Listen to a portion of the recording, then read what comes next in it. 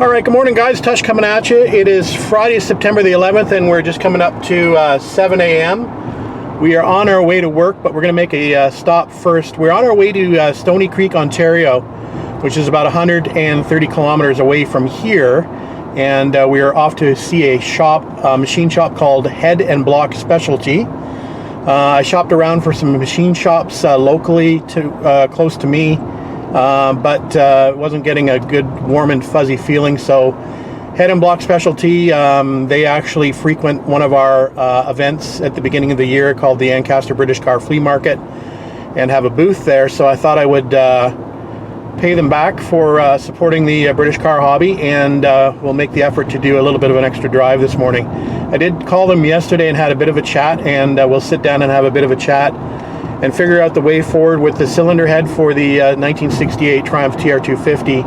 I do have all the parts with me that I can go through, and hopefully he'll be able to give me a head thickness measurement this morning before I leave there, so we can determine the best course of action as far as the head is concerned.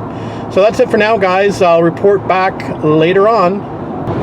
Just coming up to about 8:45, and I'm on my way to work now.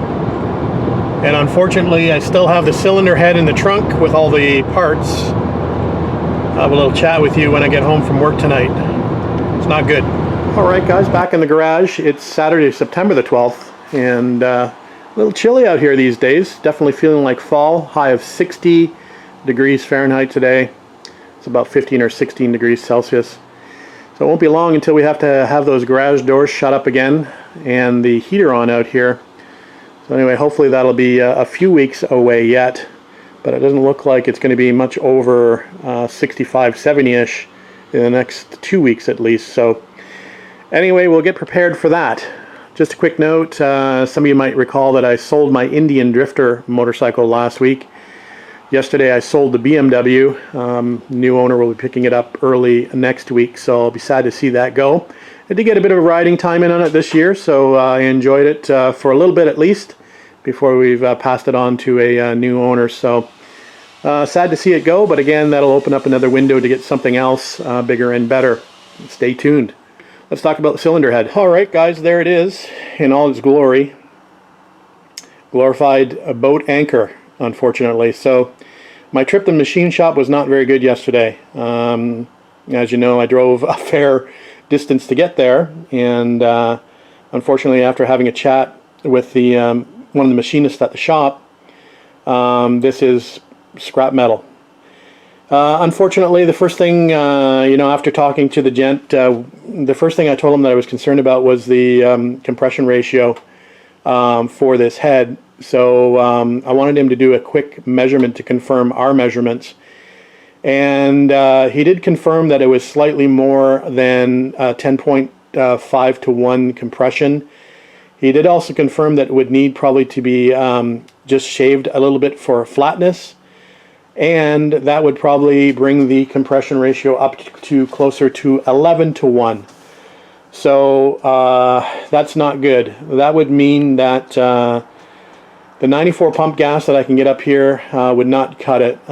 He's suggesting, the machinist was suggesting that the car would probably need close to 100 octane to operate safely and effectively, and without running 100 octane, I'd be at risk of melting a piston or breaking a top ring, for example. And if you recall, and maybe that's because this head already is at more than 10.5 to 1 compression, that when I took this engine apart, it actually did have a broken piston in it. I think it was number 4 piston. So that potentially could have been caused by this compression ratio being so high in this head. Anyway, so the head is scrap, so I'm in the market for a early TR6 head or a TR250 head. I think the early TR6 heads up until the end of 71 had the same port configuration and the same valve sizing.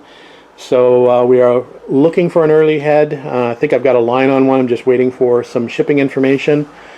Now there are, I did talk to the machinist about how I could sort of reduce the compression, and I was talking about hardened valve seats.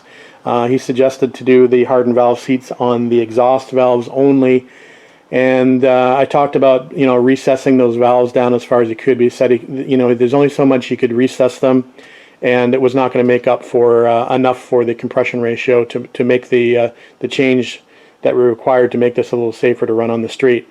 Of course, we talked about going to a thicker head gasket, and there are gasket manufacturers like Cometic, for example, out there that make thicker head gaskets. I know that Restorations has a thicker head gasket, Moss Motors has a thicker head gasket.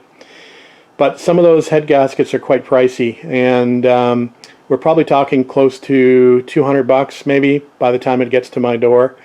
I could probably get a new head to work with for 300 bucks, maybe even less depending on who I deal with and what I find out there on the market. So I think it's probably better for me just to source a new cylinder head versus trying to do a quick fix with a thicker gasket.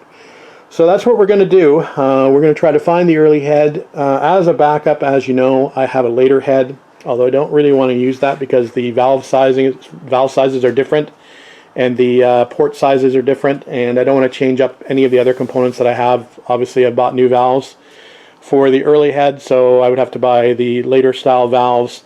Again, intake ports are different spacing, so things like carburetor. I'm not sure about exhaust ports, but I have carbs and exhaust to fit this particular head, so I want to maintain that if possible. So looking for an early head, that will be the solution to my problem. So it's going to slow this project down even more, unfortunately, but you got to do what you got to do. So I had the option of building the head and leaving it with the guy, but in the end they were quoting me about $350 to do the machining and install the new parts that I had, which seemed to be reasonable to me. I was expecting around the $300 to $350 mark for the work that needed to be done to this head. That's of course with me supplying the parts, but it wasn't $300 or $350 that I was willing to waste just to possibly break the bottom end of the engine. So new head it is. So there is your update. Anybody in the market for a boat anchor?